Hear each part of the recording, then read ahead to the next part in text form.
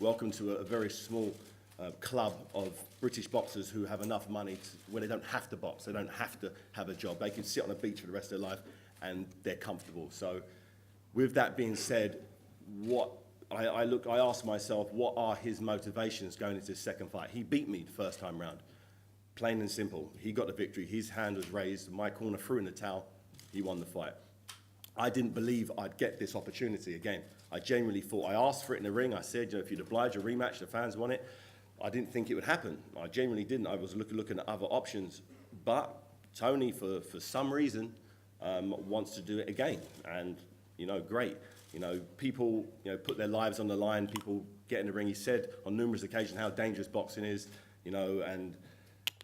people rob banks to secure their family. They put their life on it. They could get shot in the bank. They could go to prison forever, but they do it to secure their family. That's a genuine reason people rob banks.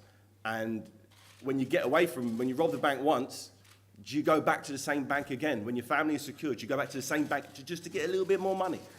Maybe. Or is his hatred so bad for the clerk behind the desk that he wants to rob some more money?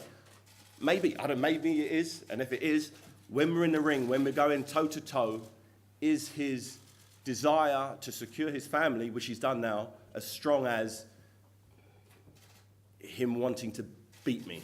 I don't know. This is up in the air. Nobody knows. Only people tuning in on December 17th will find out. I know what my motivations are. They're for revenge. I want to be the best fighter in the world at heavyweight. He's said clearly he doesn't want to fight Anthony Joshua. He doesn't want to fight Deontay Wilder because he doesn't believe he's big enough. So I just keep asking myself, why go back into the lion's den, and do it again? Maybe it's for the fans. Maybe he loves the fans that much. He's going to put everything back on the line again. But once you rob a bank once, they get extra security cameras. They get extra security guards. They might move the safe. And if you're that confident you can rob a bank twice, well, good luck to you.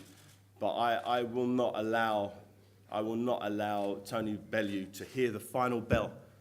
Will not allow this to happen. I'm doing everything humanly possible to make sure that doesn't happen. And I'm healthy, I'm very healthy. I'm in very good condition. As I said, every day since the last fight, I've been working, focusing, analyzing. And you're going to see, I've said it before, and I was wrong. But I believe I have the right pieces of puzzle in place to get the very best out of myself. And you will see on December 17th, the very best David Haye. So tune in, it's going to be fun. Hopefully, Tony Bellew has the same motivation he had for the first fight. I really hope so. Because if he does, we've got ourselves a fantastic fight.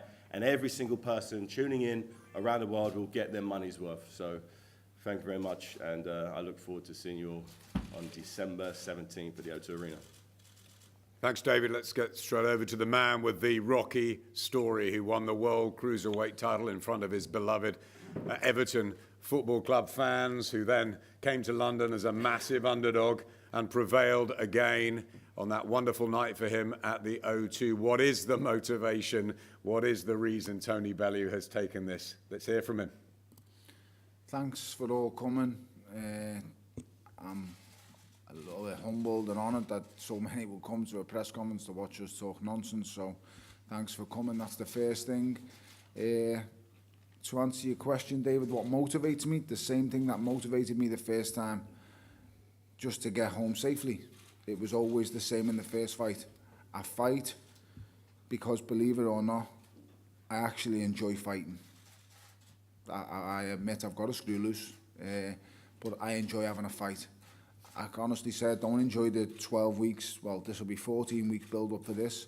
I don't enjoy losing loads of weight or whatever it is that I've got to do in camp, but fight night, I love it. I love walking the ring. I love punching you in the face.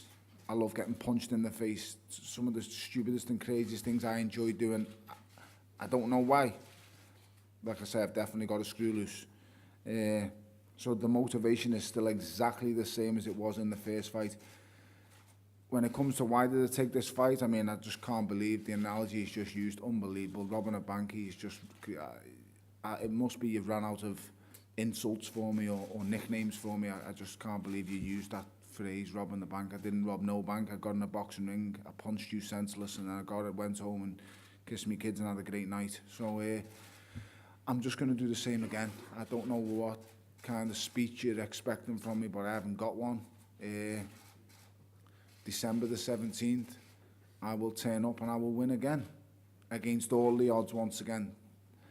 I know in my heart, deep down, and so does David, is he still doesn't rate me. He still thinks he's going to blast me and walk right through me. The same as he did in the first fight. You know, everyone forgets and everyone brings up about the injury. Yes, I understand David did have an injury and showed an immense amount of bravery. Although I goaded him in the first fight and said that he would, don't quit, don't quit. I knew he wouldn't quit. You don't get to the level that David Haye's got by quitting.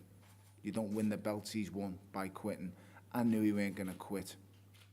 That's just all pre-match bravado. What I did know is, and what shocked him that I already knew, is I was going to take him to deep waters. David Haye fell apart because I made him fall apart. Pressure, just constantly not being able to hit me clean.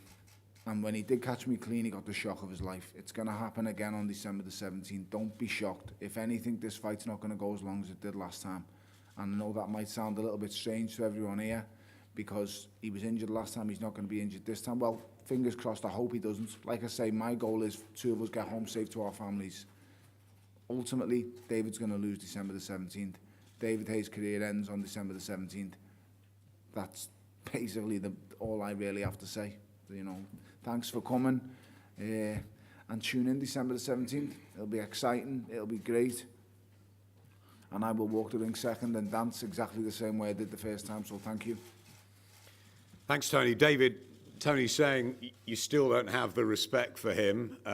Is that true? Do you respect him, obviously having shared the 11 rounds with him, as a fighter and as a man? Certainly, there's not the pre-fight bravado that there was last time at the Dorchester, in your words. Yeah, that's because we've both shared the ring together. I've been in the ring with him. I've dished out my licks. I've received his.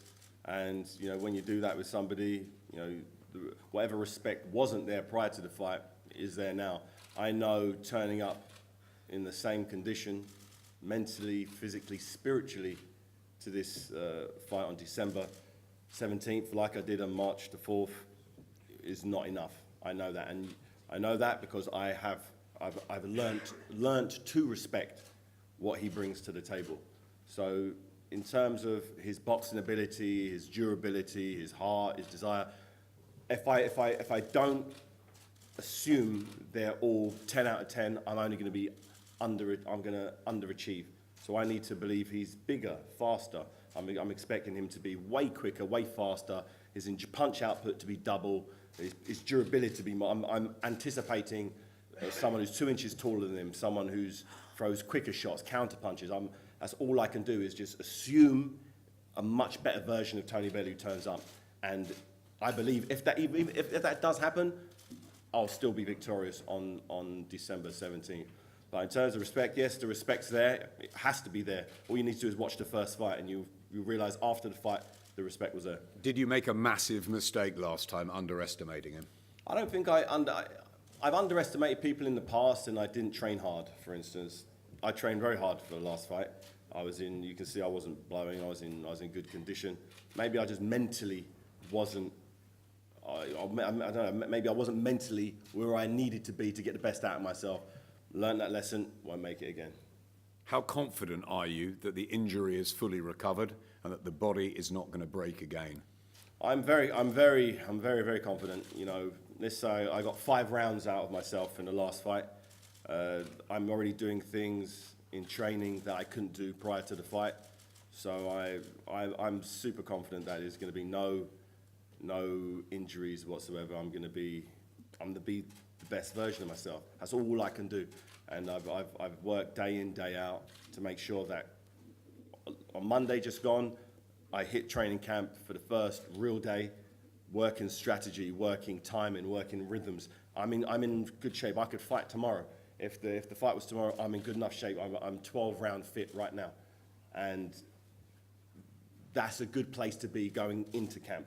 All I need to do now is focus on the strategy, the technique, You know,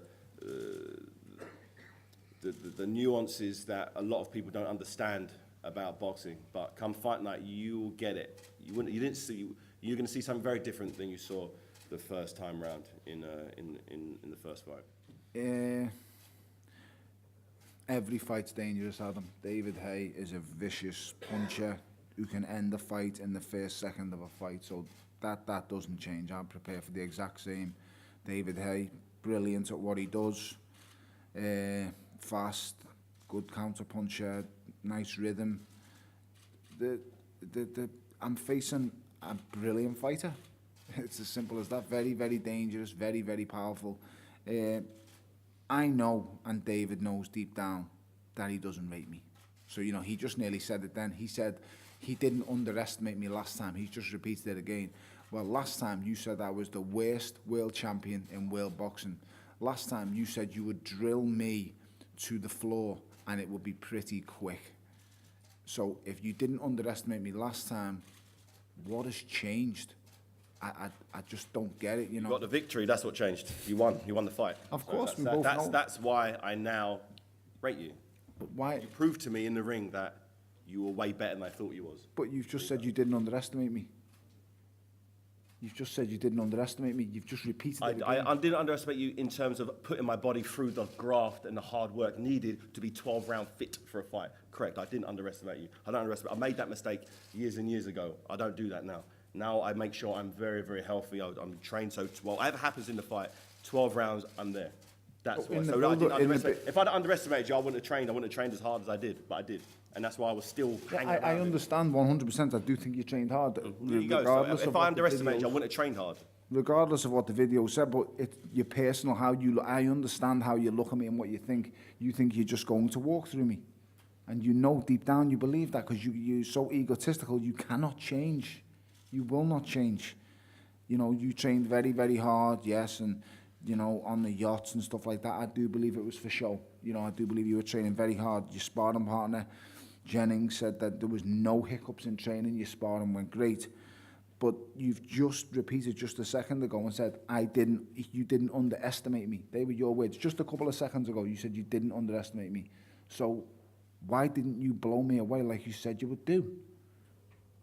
I don't understand. It doesn't make sense to me, Watch Dave. the fight back, you'll see. I know why, because you missed like a clown. Exactly, that's why. You missed by a mile. That's why. It wasn't even close. Answer your own question. I know. I made you miss. It was funny. There you go. That's the answer. I laughed, and then I kept continuing to make you miss, which you didn't think I could do. And if anybody looks back at the first fight, we get to the end of the 5th round. Funny enough, David knows this. He was in the ring with me. I said, "You're blowing out your ass now. Now your ass is mine." And then what happened in the 6th happened. They were the words I said to him. He walked off, and the rest was history. But, you know, at the point of the 5th round, and I know David doesn't want to bring it up because he's trying really hard to remain with this great persona that he's doing at the minute. He will revert to type soon enough. He will show us true colours. I'm just being me. But he will show us all again, trust me. I mean, Maz or Adam, whatever his name, you know, he's doing a great job of keeping him in position at the moment. Soon enough, he will be let out the cage and we will see David for exactly like the first fight, exactly what he's going to do, exactly what he thinks of me, and exactly the kind of man he is. So, I just look forward to fight night. This is all nonsense to me. My life's been put into reflection. What I've been through in the last month, I wouldn't wish on a worst enemy, so it puts everything into, you know, into context. This is just another fight. This is just another fight. I've buried the brother-in-law within the last fortnight. People have no idea. So this is just another fight. David's just another guy I'm going to beat. And just bring on December. He's been made favourite, and a big favourite with the bookies. What are your thoughts on that? It's great, isn't it? Last time we were in Liverpool, David said, "You gang of retards," to my fellow Scousers. If you were so confident, bet all your money on Tony Bellew. They did, mate. They won a fortune. So, thank you very much. Adam, I've been underdog more times than probably most fighters who are going now. Every time I get matched, I'm always the underdog. Against Maccabi and Goodison Park, I was a huge underdog. That's a British fighter in his hometown, in his own place, and he's a massive underdog. Against David, I was a huge underdog. Against Matthias Masternach, I was the slight underdog. Every time I'm an underdog, I find a way to come through it. So, like I say, David's a magnificent fighter. As a fighter, I've always respected him. I've admired him, looked up to him at times. I was walking around as an amateur boxer, studying and watching and wanting to be like David Haye when he was in a World Championship final against Orlando Solis in Ireland. I studied that fight, watched him hit him with one of the best uppercuts he had. Orlando Solis nearly breaks his back, doesn't hit the floor, carries on and beats David up because David gasses. That was as an amateur. I studied him against Carl Thompson, once again, beating Carl Thompson up. Just has a little bit of a problem with stamina. It's because of his style. It's an amazing style he's got. When he's on top, he's outstanding. He's brilliant. But when he's made to miss, when he's made to pay, when he starts getting frustrated, things go wrong for him. It's shown that throughout his career. Every top-level fighter that has beaten him has been learned to adapt mid-fight. Vladimir Klitschko beat him. Carl Thompson outlasted him. There's ways and there's formulas of beating David. I know because I've studied him for that long. Like I say, yes, I did admire him, look up to him as a fighter. It's only over this last 12 months I've thought, I'll just refrain from using language. It's very nice in here today, so I won't say any nasty words. Just the kind of person and stuff like that. But taking that away, that has nothing to do with boxing. His boxing style is fantastic. He's a brilliant fighter. But on December 17th, he will lose to the Fat Boy, without a shadow of a doubt. I have no doubt in my mind, and this time it will be quicker, because this time he will continue to swing for the lights. Everybody goes on about injuries, whatever have you. I don't really care. I won, and that's all that really matters. And I'll win again on December the 17th. Keep this act up though, son, because you're doing absolutely fantastic so far. But you will revert to type soon enough. I know you will. I promise you, you will. Finally, prediction time. David, can you justify those odds this time and make it revenge and then possibly get into a trilogy or a dream fight with Anthony Joshua? What's your final say on it? Prediction for the fight is you will not hear the bell for the final, for the end of the fight. There will be no... It's all same as last time. Yeah. No, it's different from last time. Last time it was using... It's not last time you said you'd leave me unconscious. Last time you said me children will visit me in hospital. That's what you said. I'm just using your words, David, not mine. So that's what you said last time. So your prediction is same as last time. So the prediction for me is Tony Bellew will not hear the final bell. Same. So that's the prediction. How, what round, I don't know. Whenever it happens, it happens. Depends how much desire he has in the fight, in my opinion. I have more desire than you will ever know. Then we're going to get into a great fight. Then it's going to go long, but you won't hear the final bell. There is no quitting me. This is what's the scariest thing. There is no quitting me. Don't get me wrong. I know you're very, very similar with a similar mindset. That's why you've done what you've done and got as far as you've got. But if you remember that text message I sent you last November, it still stands. We ain't spoke since, but it's the exact same person is sitting right here. I will never quit. I will never give in. You'll have to put me asleep to beat me. You're capable of it, but you're not going to do it. I promise you. The only person who's going to lose this fight is you, and you're going to lose it in a great fight, but you're going to lose it. You're just getting beat up. I can't wait to just can't wait.